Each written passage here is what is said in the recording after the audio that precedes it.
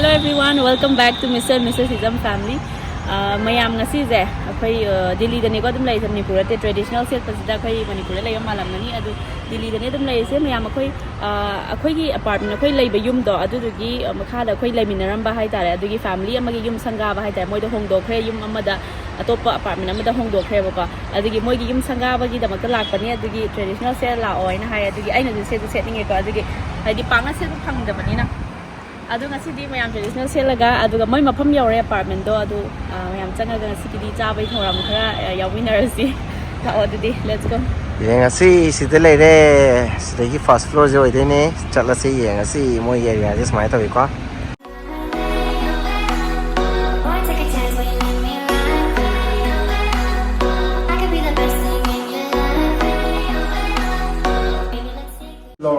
smai na to ide ni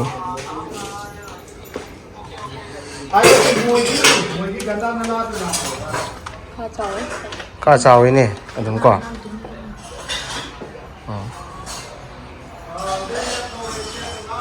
ini semai na oi ni balcony na semai lai de ko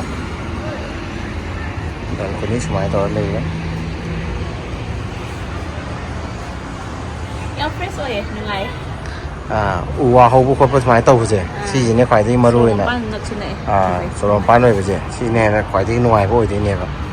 kon je lo chang si lo moi ta mo ji moi sa ma kha kum ki man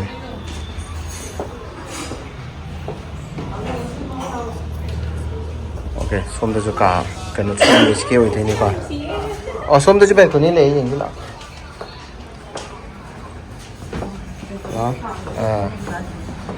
som da ben ko ni fa jan chao na le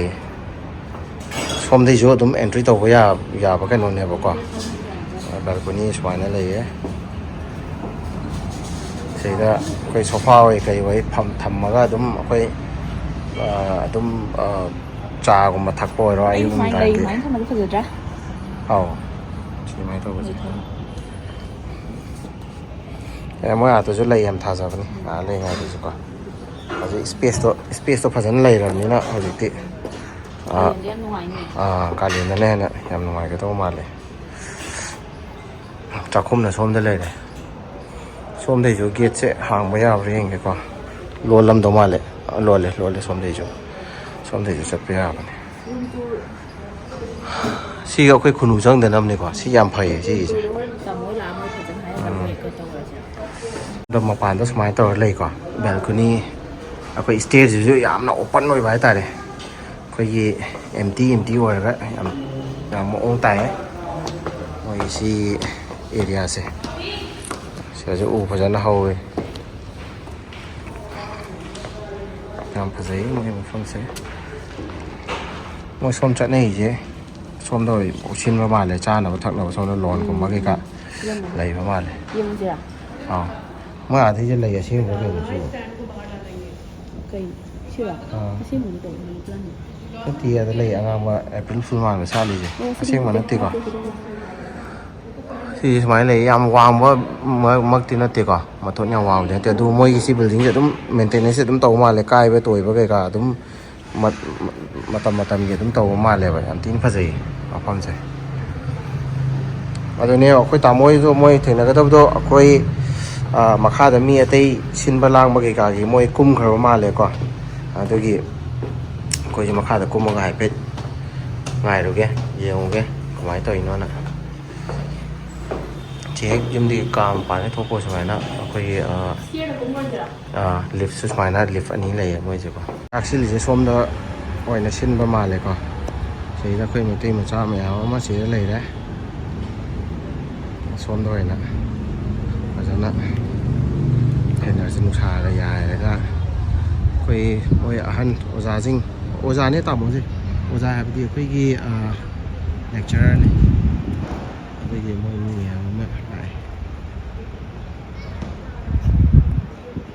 chắc là cái gì mà xí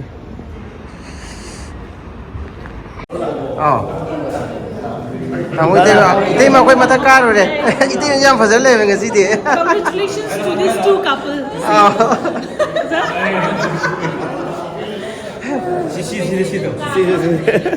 Congratulations, Uzase. ꯅꯪꯉꯣꯟꯗꯒꯤ ꯍꯧꯔꯒꯦ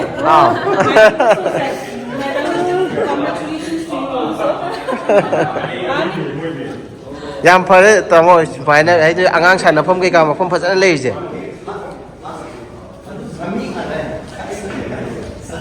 ꯑꯩꯈꯣꯏ ꯇꯥꯃꯣꯒꯤ ꯑꯣꯖꯥꯁꯤꯡꯅꯤ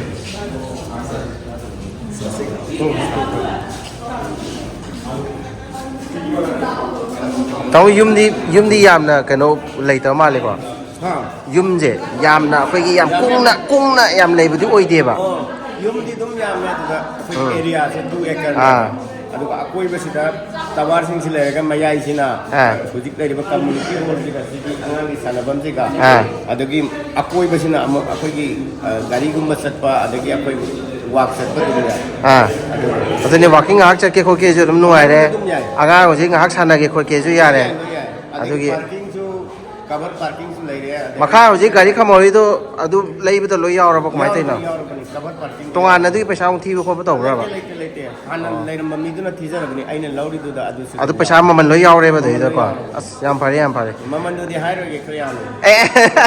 ꯑꯗꯨꯗꯤ ꯀꯣꯟꯅ ꯍꯥꯏꯅꯔꯁꯤ ꯑꯗꯣ ꯑꯩ ꯂꯩꯇꯅ ꯂꯩꯕꯗꯤ ꯒꯣꯔꯃꯦꯟꯅ ꯂꯣꯟ ꯂꯧꯔ ꯂꯩꯕꯅꯤ ꯈꯔꯗꯤ ꯌꯥꯝꯃꯦ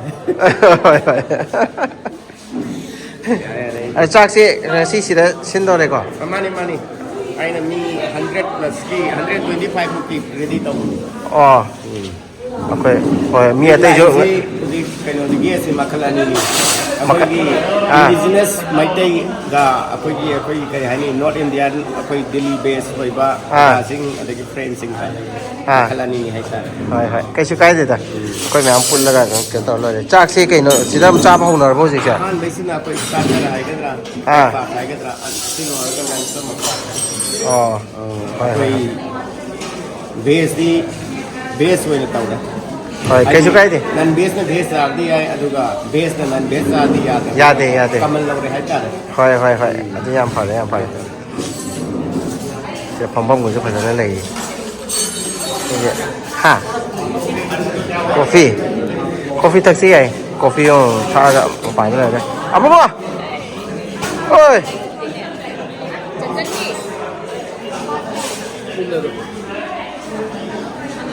ꯆꯥꯕꯁꯦ ꯑꯩꯈꯣꯏ ꯁꯤꯗ ꯂꯩꯔꯦ ꯆꯥꯕꯒꯤ आइटम सही ले रहे एक कॉफी है ना एक कॉफी दे दो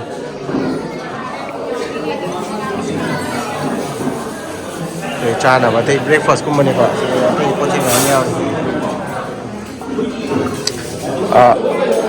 माइक्रोफोन याद्रबनी खितंग साउंड से मैम गांब खोप कई तारनीको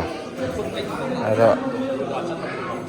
कॉफी से थके थैंक यू मपान नुसा यार थौरजरा चापम लोगे लो हाब्रो अखोई स्टार्टर ने सिना अदो अखोई को सिगी एरिया से अखोई द्वारका मनुंग नेबको अदो सोसाइटी मनुंग ने अदुगी मोई सोसाइटी की नुआइबा मना सुमाइना अखोई मनुंग दो हुजिक फंबम खोपम अमा लेरेको अदो केटरिंग तौनबा अखोई चाक थोंनबा खोनबा केकागी अखोई तोंगाना मफम हाइतारे साइज फजना सिदने अदुम मोई थोंग थाकदना अदुम तौरिसिंजेको अदो सिजना अदुम केतारे मफम जे फजना पीएबा हाइदि अखोई लेरा खुलक अखोई लंबी के थिंगजलगा तौबिदो अदुमाइना तौबदो नतमनिना यामना सिस्टमेटिक अमा ओइनको अदुम याम नुंगाइना फजना अदुम तौवे अदो चाबई होटेल मतांग जो अदुम लाखिनी तमना तरम उचरके अदो साइगी एरिया कई काजिंगे अदुम उचरकेको तो उवागा होबो खोबो तौजे सि अदुम यामना कहता इंगना चिकना नुंगाइनी गाड़ी मखोन याम तादबोको अदि फुन कई काजो अदुम थोक्तबा अदुगी यामना फैये कमाई तौगे चकलाम चारामनी चार आंगांग चेनबनिना या अखोई पुक एम्प्टी लेहनबा फते चार ꯉꯁꯤꯗꯤ ꯆꯥ ꯎꯗꯦꯅ ꯈꯜꯂꯝꯒꯅꯤꯀꯣ ꯆꯥ ꯂꯝꯕꯤ ꯄꯨꯔꯛꯇ꯭ꯔꯦ ꯑꯅꯝꯕ ꯏꯪꯕ ꯄꯨꯔꯛꯄ ꯃꯥ ꯃꯄꯥꯟ ꯊꯣꯛꯄ ꯌꯥꯝ ꯄꯥꯔꯦ ꯄꯨꯔꯛꯑꯒꯗꯤ ꯍꯔꯥꯎꯗꯗꯣꯏꯕ ꯃꯄꯥꯟ ꯌꯥꯝ ꯏꯪꯉꯦ ꯍꯧꯖꯤꯛꯀꯤꯗꯤ ꯆꯤꯛ ꯆꯤꯛ ꯂꯥꯎꯔꯤꯅꯦ ꯑꯗꯨ ꯅꯥꯒꯗ꯭ꯔꯥ ꯍꯥꯏꯅ ꯈꯟꯕꯒꯤ ꯑꯗꯨꯝ ꯄꯨꯔꯛꯇ꯭ꯔꯦ ꯌꯥꯝ ꯏꯪꯉꯦ ꯑꯗꯨꯒꯤ ꯑꯉꯥꯡꯗꯣ ꯃꯄꯥꯟꯗ ꯄꯨꯊꯣꯛꯄꯗꯣ ꯑꯗꯨꯝ ꯌꯥꯝ ꯐꯔꯛ ꯇꯥꯏꯌꯦꯕ ꯑꯗꯨꯒꯤ ꯇꯧꯕꯅꯦ ꯊꯣꯛꯀꯦꯗ ꯐꯅꯦꯛꯁꯤ ꯌꯥꯝ ꯐꯖꯩꯌꯦ ꯅꯪꯒꯤꯁꯦ ꯃꯃꯥꯒꯤꯔꯣ ꯃꯃꯥꯒꯤ ꯄꯤꯛꯆꯔ ꯂꯧꯈ꯭ꯔꯦ ꯅꯪꯒꯤ ꯐ꯭ꯔꯦꯟꯒꯤ ꯃꯃꯤꯡ ꯀꯩ ꯀꯧꯒꯦ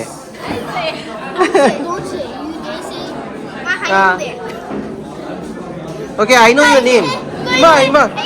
Oh, tu, connection itu. Wow. Ciao.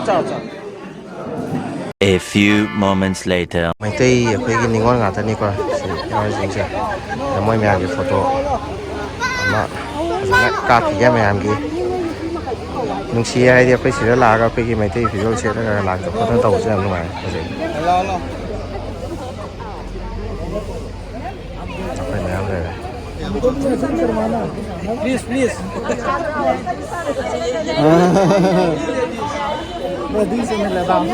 ये तन से मेरे समाज से नहीं तो 3 किलो चीनी नान भैया ये नान ही बन रहा है ना नान अच्छा ये वो वाला लच्छा पराठा के लिए लच्छा पराठा से हाँ अपने समाज तरह का नहीं सेम दे चुका अदुगा सीधा तौरगा सीधा तंदूर मुंह में हाँ पका से कपड़ों का देना चाहिए अदुगा घी तई देगा मफमजे मोटपोइदे नाले को मफमजे अदुगे चाबा खोप के गादा केसु हंगोय कोकोय नुय कयमता ओइदे बस YouTube में ही आएंगे सब आप भी आने वाले हो okay sir 1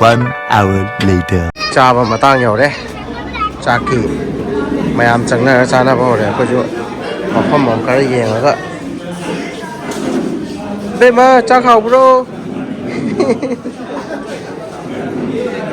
ไลน์นี่สมัยตัวก็ไลน์นี่เรียบก็ถือสมัยตัวก็ไลน์เรียบไปเฉยตัวจ้าหน้าไปเฉยเลยเลยจ้าหน้าฟ้องไปเลยนะสินับปันนี้ส่งมาไปการแม่ยาวดีกว่าสินับโควิดเขาไปกินนะเวชงานตั้งยังสิตั้งเกี่ยวกับยาวเลยโคจึงทันยิงคนยิงไปชิงเกี่ยวกับอะไรเลยเก็บสิ่งที่เสร็จได้ทำแล้วอินช่างเจ๊ข่าวดีให้อดอมตะจ้าไปมาตั้งเจ๊อมุจ้างหุ่นเจ๊แล้วก็เสียก็อีเต้มาเลยได้ใช่ไหมอีเต้มาเลยได้ใช่ไหม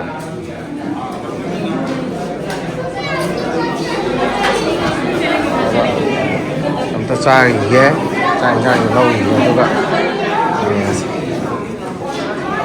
คุยที่มาผ่านตัวสมัยตัวจ้าอะไรกันโน่มาเทียนสิบุ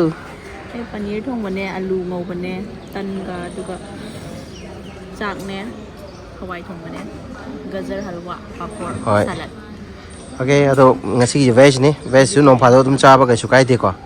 อะตัวกี้ตุ้มจ้าทั่วเลยเลยไอ้ที่นั่งฮัลวะยาวตัวมาเลยตัวนั่งฮัลวะหล่อไหมอะตัวจ้าทั่วขี้เกียจคุยชมตัวจะพัมก็สมัยตัวจ้าดีกว่ามีใครไม่จ้าไปจะยาวนักเลยอะตัวมาขาดอะจ้าไปมาตั้งสิที่น้ำมันจะหน่วยเท่อะตัวอุจจาระอะไรแกลอยละกันต้องอุจจาระแกต่อมาคุยตัวแกเอาไว้อ่างตัวมาทันได้แล้วมันใช่หรอส้มดิเอาคุยกี่รูมเจ๊เสร็จจังบ่าวเลยก็ต่อมาสิเจ๊ entry เสร็จเลยนะสิน่าคุยกี่ drawing room คุยต่อมานะต่อมาโยกเดินพี่โอเสร็จต่อมาพี่โอCasi como lo tuve a tío da. No soon no helado. ต่อไปพี่โอเดินเด็กสักที่ต้องมาเดินนะ Susu mayo. Congratulations ซีมจิเลยก็ไปซ้ายเห็นป้ายบ่อยเราต้องมางำบ่อยเนาะ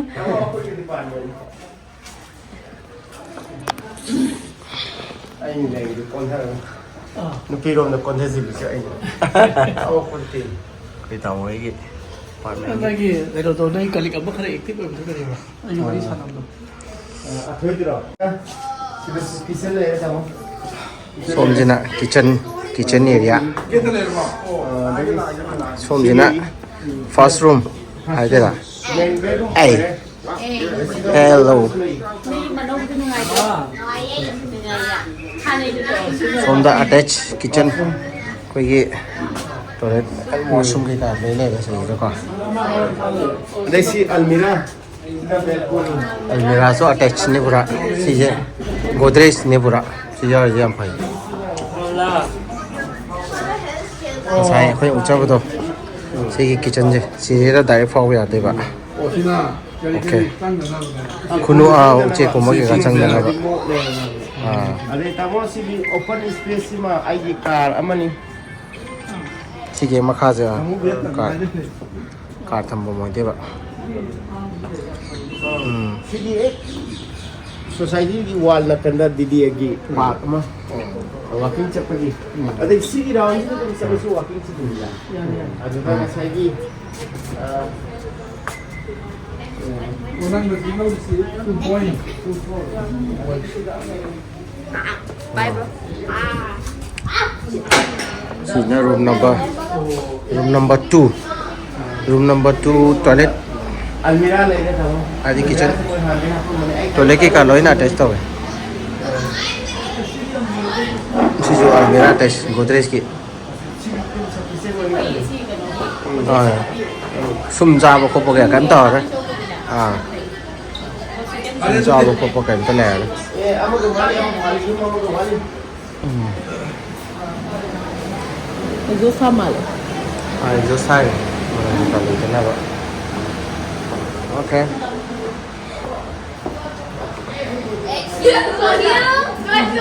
from the jo sini common washroom cái cái này nè con ini lah isi dalam pak yang mana si jana saya kita satisfied with that pun sudah suruh buat table ahan mama ini baru kira room mo su ba ya ya abungo ni si di wow akoy ju lewe cheche ma lewe akoy ju cheche ma lewe som de ju cái nó thok pe ai balcony ju loina attach loi lei si da koi gi CCTV camera controller hai ta re to sumana pung 24/7 sumana lei moi gi adai di fire gi kai ka gi loin lei se da kwa